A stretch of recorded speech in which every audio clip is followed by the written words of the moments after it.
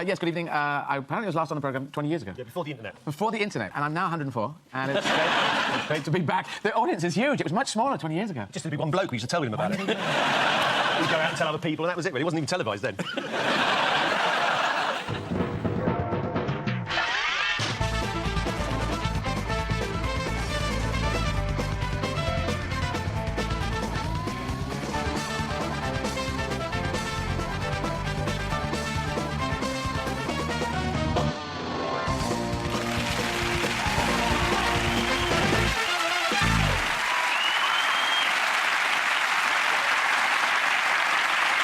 Good evening.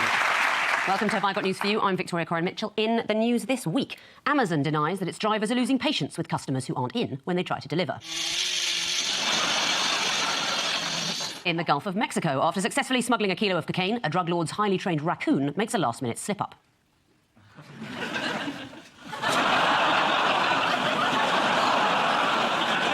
And on the outskirts of Cambridge, a technology company unveils its robot simulation of the final stages of Eddie Izzard's 27th marathon.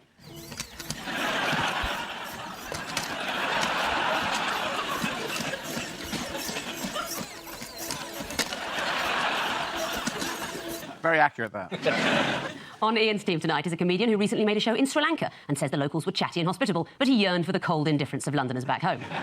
Whatever. Please welcome Romesh Ranganathan. And with Paul tonight is a comedian who has described himself as an action transvestite. To this day, Hasbro's worst-selling toy. Please welcome Eddie Izzard.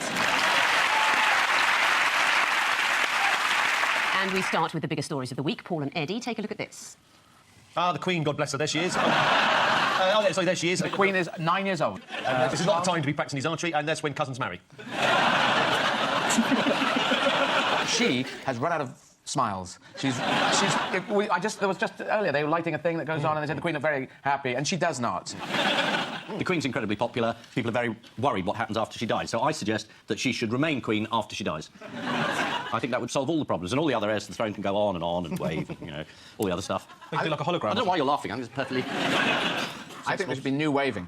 I think I'm curving my hand around a candle wave is odd, and someone should teach. Imagine you're cleaning a window, you should say to her. Yeah, well, I think just bring them really up to date. It's brat, brat, brat. You know, that could work. But I think if the Queen was in the chair and going along, and then she's going, Jay. Occasionally, a bit of that, you know, because that always works, doesn't it? That works on stage. You come on stage, you go, you know, occasionally, hey. Just live it large a bit. just once. If she was just, and then she just went.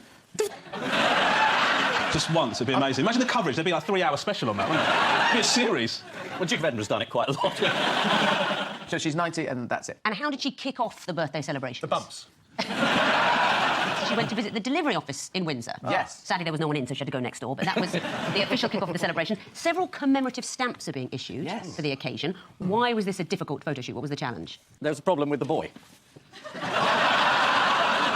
They need to get all their heads on the same level, and he's extremely inconsiderate, and he's not very tall. I think there's 5 stamps. I think there's 4 of the heads and then one of that little stack that he's standing on. They're just old photo cases, I think. I mean, literally, the photographer hadn't thought beforehand, so he improvised. So it hadn't occurred to him that George might be shorter than the other people. And it was a surprise. It's like, oh, my gosh. You look a lot bigger in the official photos. I had no idea. They could have just cropped the books out and made it look like he had extraordinarily long legs. That's what I would have done. Well, of course, they couldn't do that because they needed each head to be a stamp. What horrible pressure on the Queen, though. You've got a picture of her head now next to a picture of her head when she was a lot younger. I mean, it feels a bit harsh, doesn't it? It's the sort of thing the Daily Mail would do. Hasn't she aged badly? 1957, she looked a lot younger. You know, that's actually an anomaly, though. You know, you don't normally get 2 Queen's heads on a stamp. If the Queen's own face is on a stamp, you get a crown, not the silhouette, because this is a slightly odd photo shoot. To fit everything in, they figured they couldn't put a crown neatly in there, so they've got 2 Queen's heads. It's very exciting for stamp collectors. It is, as are most things. Sorry, but that kid's head on a stamp is one of the creepiest things I've ever seen in my life. I would post the letter just to get it out of my possession. Normal people who aren't stamp collectors, they would use the stamps, they'd peel them off, but you can still keep the remaining portrait. There you go. I tell you what, that headless child's still not as creepy as the one with just his head on. What has 83-year-old Ben Bennett erected in his garden in Windsor? Put up in his garden in Windsor to celebrate the birthday? An effigy of the Queen, 12-foot effigy. It is a 12-foot effigy of the Queen, yes. Yes. Why is she next to a sex offender? Sorry, I'm referring to the head rather than the man in the red, so just in case a lawyer suddenly woken up. Are you sure that's the Queen? It looks like Colonel Gaddafi. Mr. Bennett said they've given joy to hundreds and hundreds of local people. Can he name them? Now, who knows what misfortune befell this royal well-wisher? Did it pin in it and she went up over her house and landed there. Landed on top of a big queen's head with some grass coming out of it. Again, you're close. How is this happening? I have no idea. Got in my She brain. wasn't attached to it, but the 9 blew away. Yeah. Right. Let's have a look. Oh, they've lost it. Oh, no, they've lost the number 9. Is gone. That's why the lady was running. She's lost Oh, I the thought number she was 9. running at Carol. I thought so bad there. Is she going to get it back? running after her I don't rate balloon. her chances very well. Will it land? It's coming back down. It is. Oh, no, she might catch it yet. She might. She's not letting it go. from I Cardiff. wouldn't She got up either. very early this morning to come here. Oh, it's a disaster. I mean, he said it was a disaster, and the biggest disaster was continuing to follow with the footage and see how that ended up. Do you know what I mean? It's a woman chasing a balloon. Is she going to get it back? I don't know, mate. Let's see what happens.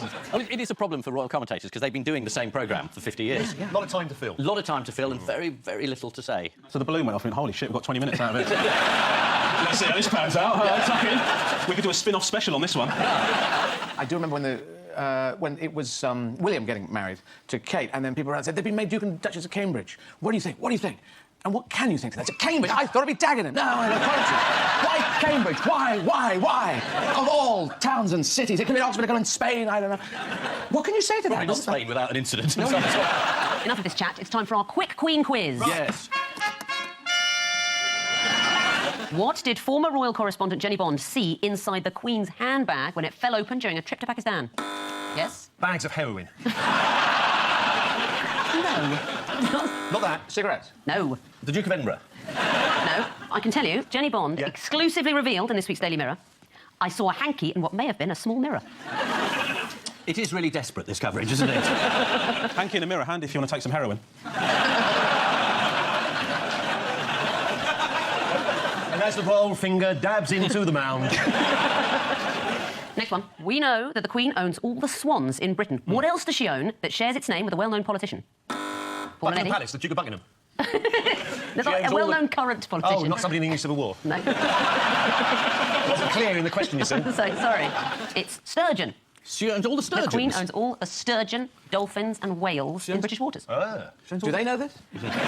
To mark the Queen's wartime work Yeah. as a mechanic, Yeah. what did Quickfit offer to do? Get Prince Philip up in the blocks. Have a look underneath it. They sculpted a portrait out of motoring accessories. Oh, it's Gaddafi again. It's made of 800 car parts.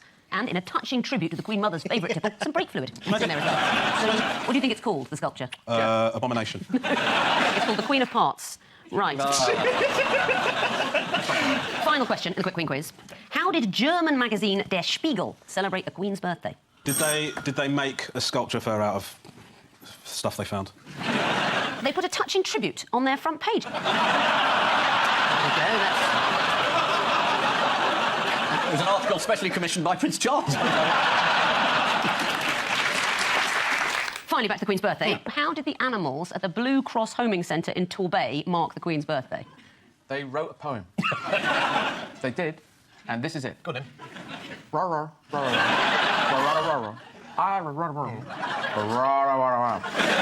You are basically correct.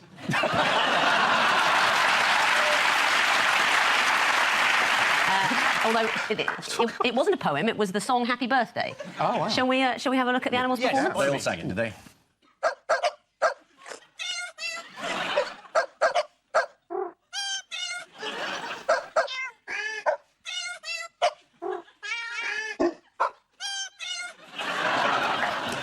I don't applaud.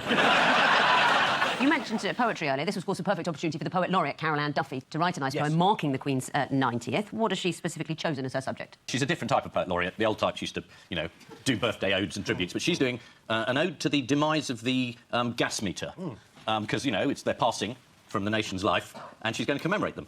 We should be using something, the pun, the fact that meter means something in poetry. That would be terrific. Yeah, extol the virtues of these gas meters as they disappear. Yeah. Perhaps Some epic story. when she finishes the poem, she could give us a reading.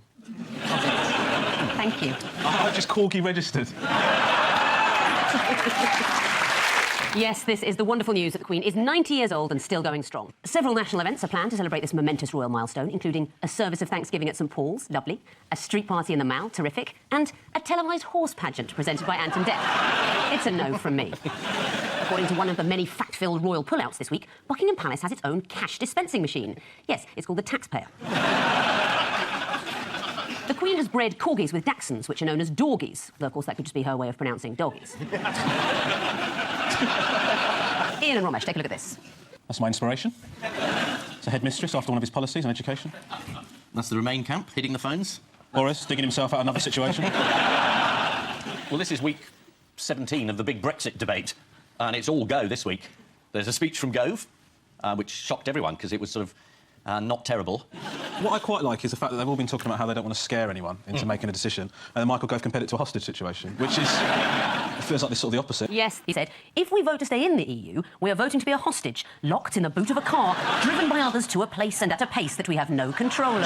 Do you know what I think the problem is? That when people use analogies that are purely from their own life experience. I just think that's... Well, it's funny you should say that. The Sun mocked up a picture to show us what that would look like. That's an old NUT promotional photo, isn't it? There's some teachers in. What did George Osborne call Michael Gove and Boris Johnson, among others? Bogeymen? Scaremongers? No, it was a particular insult. He said... Can't wait to hear how he slammed them. This is going to be incredible. It was pithy. He said, anyone who says we can have all the economic benefits of being in the EU and at the same time leave is economically illiterate and dishonest. And what was Boris Johnson's analysis of David Cameron's rhetoric? He said Cameron was talking bollocks. Pretty much. He said the PM was very clear before the whole campaign began that Britain could have a great future outside the EU, but now there's this idea that no trade can take place unless the different governments agree with each other. Well, bollocks. That's Latin. George Osborne said that leaving the EU would cost £4,300 per household. Who'd be taking it? The economies can shrink by 6%, apparently, if we leave the EU, so this money would not be available. George Osborne put out this massive dossier with, like, loads of equations and dummy variables and all of this crap. Let's have a look at that equation. You know, if you're trying to get somebody on side to an argument, you don't use algebra. That's not the real one, is it? That's what people hate in the equation. That is the equation that George Osborne unveiled. These are all variables that you can't predict, so those equations are absolutely meaningless. The last four letters seem to spell Egypt.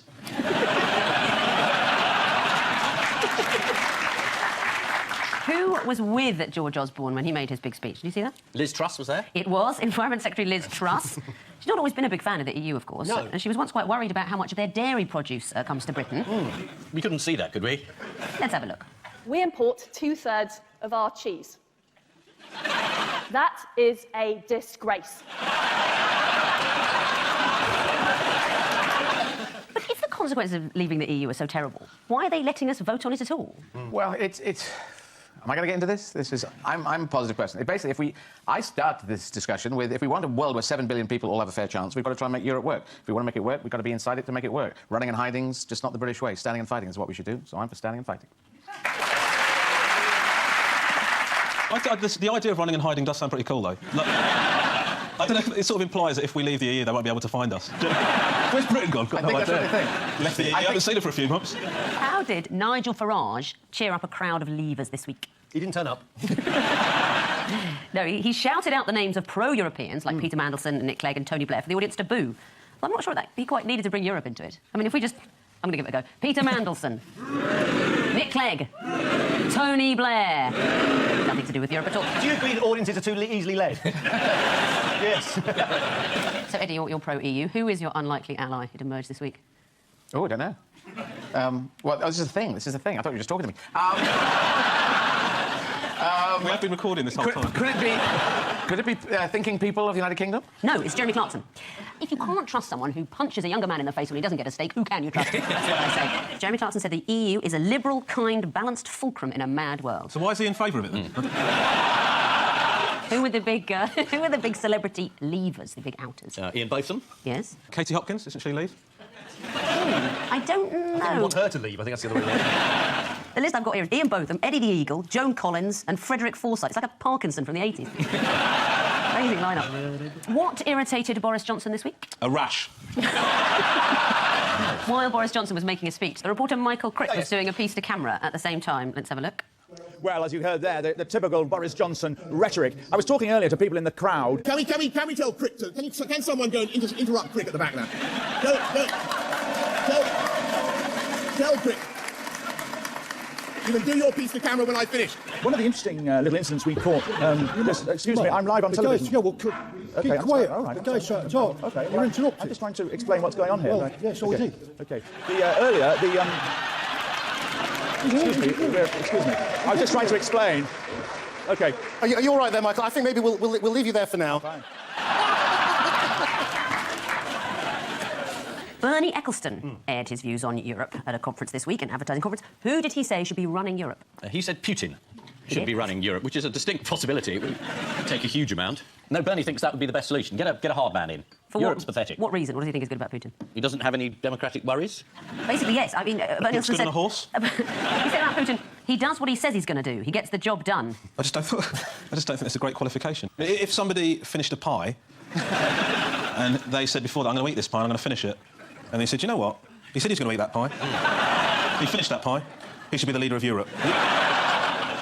It is. You're saying you need to define things. Yeah, basically. Yeah. What did David Cameron do at the weekend to cheer his party up? Oh, was this the away day? Yes. Where he did a stand-up routine. What? And told a few jokes. Did he? Yeah, they had a bonding weekend. He did some gags. I can't actually remember what It they involves a man moves to a place where there's a farmer, and the farmer says, we're having a party tomorrow night, why don't you come? And the guy says, great, I'll come. But the farmer says, the only thing is fancy dress. You will have to wear quite a peculiar costume. Well, the man says, that's OK, I'm happy to do that. The farmer says there's going to be a great deal to drink, there's going to be fighting, and then things will get a little lewd, there will be some rough sex. That's all right, the guy says. How many people are coming? The farmer said, it's just us. And then he said, what are you going to do about the constant downward pressure on milk prices? Yeah. What does Jeremy Corbyn become the first major British politician to do? He's gone on Snapchat. He has gone on Snapchat. And what do you do on Snapchat? Well, Snapchat... Well, what you do, for the most part, is very unsavoury, but... Let's have a glimpse into the working life of the Labour leader. There we go. I mean, that is a photo of him having his photo taken. His Snapchat is basically Gogglebox. If you want to reduce Snapchat to effectively a photo album, you can do what Corbyn's done. There's one where he's just taken a picture of a Tunnock's tea cake, and then he's just put underneath it road fuel, which I don't know what car he's driving, but that is... It's going to do nothing. I thought on Snapchat everyone was nude. You don't have to be. Oh, you don't? That was something I discovered about 6 months in. There's a new job being advertised within the Labour Party. Nude job or new job? A new job. A new job. What job is being advertised in the Labour Party? It's actually for the post of Leader's Office media spokesperson. And this is not to say Jeremy Corbyn should be nervous, but under duration it says, for the period only that Jeremy Corbyn is leader of the Labour Party, or until 31st of December 2016, whichever is sooner. This is the debate on Europe which has generated so many column inches. George Osborne issued a stark warning that Brexit would cost each household £4,300 a year. Blimey, that's 4 rolls of his dad's wallpaper. The President of the European Commission, Jean-Claude Juncker, admitted that the British public are fed up with hearing about olive oil jugs, the permitted height of a hairdresser's heels and the curvature of cucumbers. But enough about that celebrity injunction. And so to round 2, the strengthometer of news. Fingers on buzzer, teams. Yes, this is Johnny Depp and his wife have been fined because they smuggled, well, they didn't think they were smuggling, but that's essentially what they were doing, dogs into Australia, which you're not allowed to do because of quarantine laws and that. They would say that dogs end up looking like their owners, and there is a perfect example of it beginning to happen genetically. Do you know the dogs' names? Boo? Yeah, they're called Pistol and Boo. Yeah. That alone is worth community service. Yeah, they took them into Australia without the right paperwork. Yes. And Johnny Depp's wife, Amber Heard, she could have got 10 years in prison. What was the key to their defence? She wouldn't like to be in prison for 10 years? Because they're incredibly famous. The Australian authorities said if they made a video and they were very, very sorry, then they would let them off the prison sentence. I'd quite like to have seen Johnny Depp apologise for his version of Charlie and the Chocolate Factory as well, actually. Well, let's have a look at the video. Australia is a wonderful island with a treasure trove of unique plants, animals, and people. It has to be protected. Australia is free of many pests and diseases that are commonplace around the world. That is why Australia has to have such strong biosecurity laws. And Australians are just as unique, both warm and direct. And if disrespect Australian law, they will tell you firmly. I am truly sorry that Pistol and Boo were not declared. Protecting Australia is important. Declare everything when you enter Australia. Did you find that a sincere apology, Paul? Were you convinced by that? I think he was drunk. The internet was sceptical. Twitter user Scott suggested it looked like when you Skype your parents, and Dad still can't deal with you being gay, but Mum is at least trying.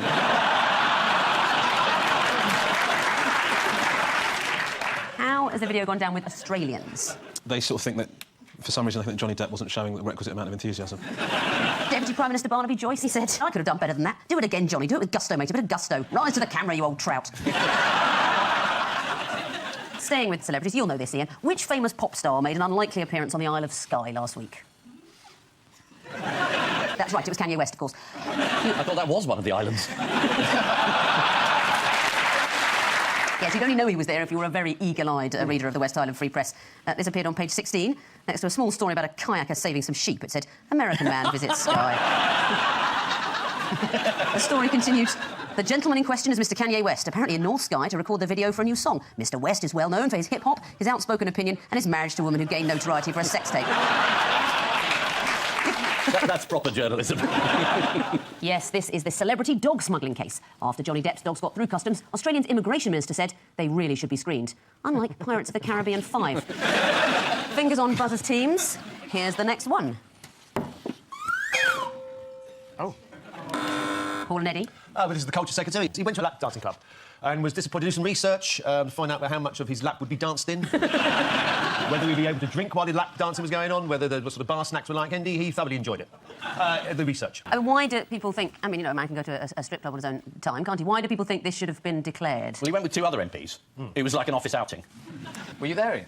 Yeah, I'm a culture secretary.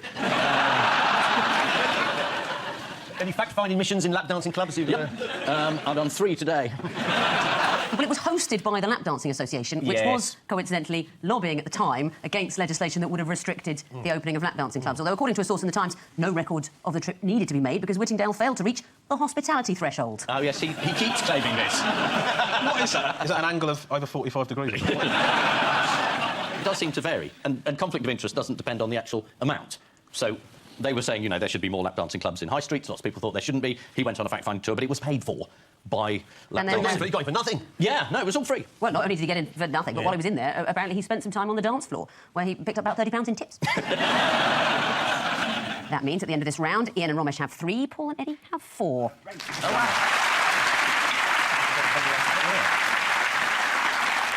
Can I just say something? Are you doing the secretary glasses on and off thing? Because you keep taking... No, do you know what it is? What? Because I'm too short-sighted to read an auto cue, but I can't then see that. Do you know, when I no, actually, I'm not going to say that. Time now for the odd one out round. Sorry, I'm not the only one that's intrigued about what you were going to say. Yeah, I want to know that.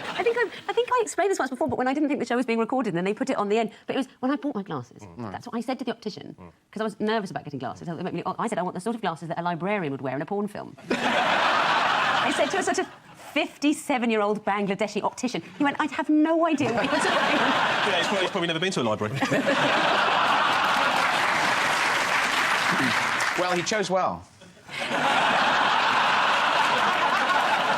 It is definitely time for the odd one out round. There's one between you this week. Your 4 are Midsummer Murders, Captain Calamity, the Riplow Daffodil Festival, and a VHS of the 1986 Snooker World Championship. Captain Calamity was the one who kept being rescued by the Coast Guard. That's right, yes. His bike proved to be useless at sea. Yes, he had to be rescued 9 times, sailing from Norway to America. They had to call out the Coast Guard in Norway, Denmark, Northern Ireland, the Republic of Ireland, Scotland and Cornwall, which is where they ended up in January, about 3,000 miles short of the target. Blimey. Sorry, did he arrive in Cornwall thinking he'd made it? But... He was expecting to see Indians. I mean, it was a bit of a calamity, wasn't it? It was. Yeah. And were there no daffodils out in the Daffodil Festival? Which I find is a problem. I think the picture of the piece, the top left-hand corner, that is the odd one out. No, it's not. Should I tell you? They've all failed to live up to their names, apart from Captain Calamity. Who is a calamity? So Who is a calamity? That's really thin. Yeah, that's... Controversially, an episode of Midsummer Murders was screened in which there were no murders. Oh. There is normally a murder. I mean, the death rate there is higher than Kabul. Why wasn't there a murder? And it turned out that the victim wasn't really dead. Not to spoil it for anyone who's going to watch. So what happened? He's just taken a nap or something? Like, just for ages. Is anyone a fan of Midsummer Murders? Big fan. Yeah? When I'm at home, all I watch is either Midsummer Murders or that Johnny Depp video.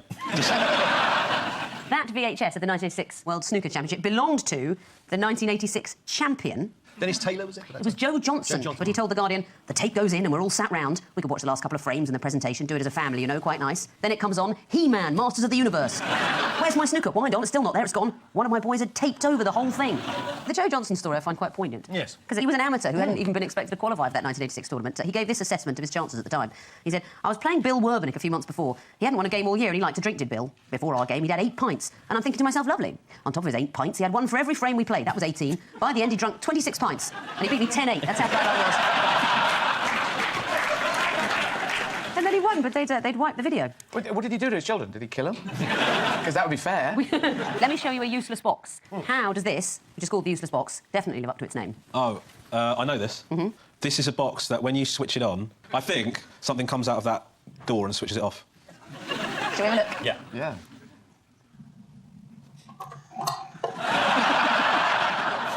Well, that's great, isn't it?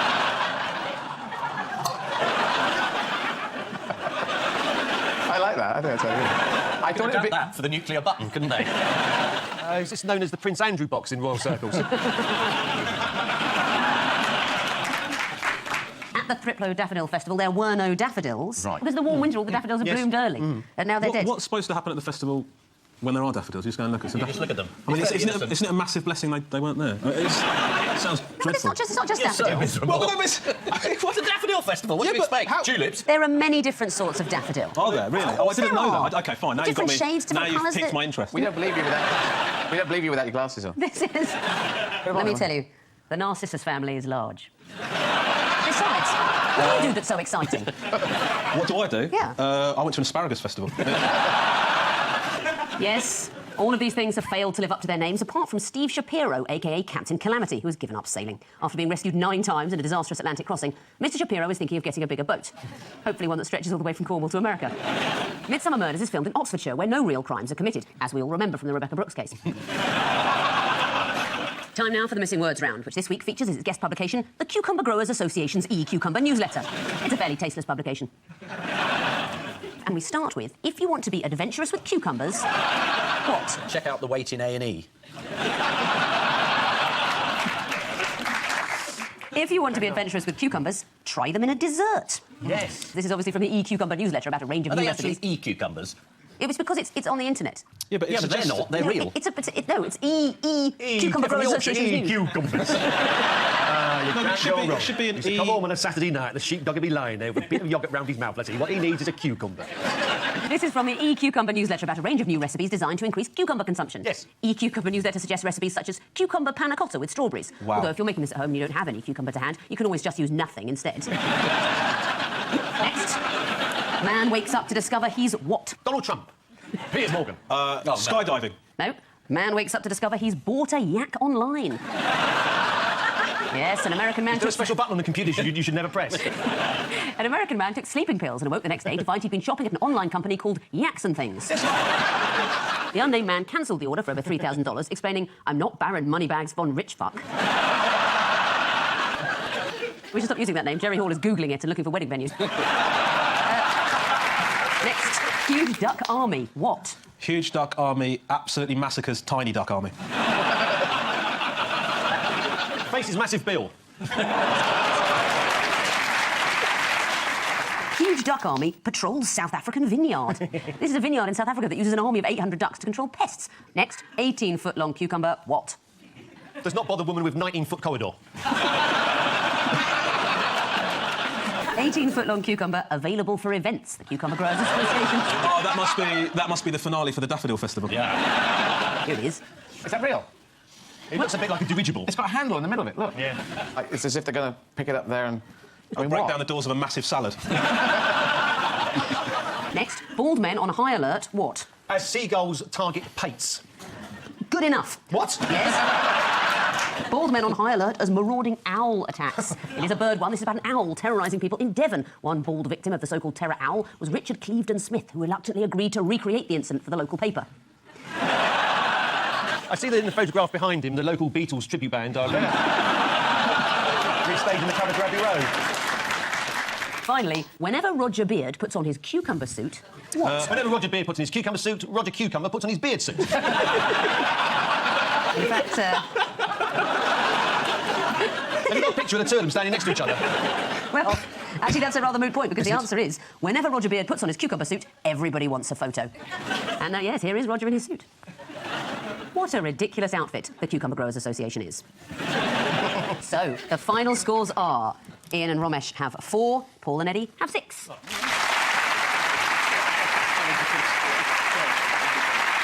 Before we go, there's just time for the caption competition. Here, mate, want to buy an invisible kestrel? On which note, we say thank you to our panellists Ian Hislop and Romesh Ranganathan, Paul Merton and Eddie Izzard. And I leave you with news that at the Institute of Chartered Accountants Spring Ball, they come to the conclusion that they're just not conga people. In Missouri, on hearing the words, "I could still be president," a child suffers an instant reaction. And on a walkabout in an amusement park, David Cameron mistakenly believes a member of the public is asking him to buy 2 ice creams. Good night.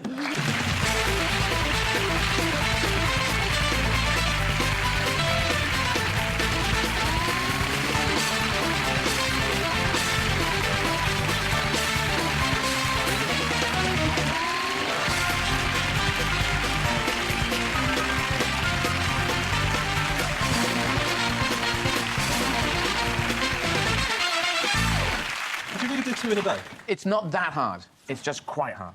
No, I was thinking about doing 28. Yeah. No, do it, go for it. I'll come the last one, I'll shoot you in the leg.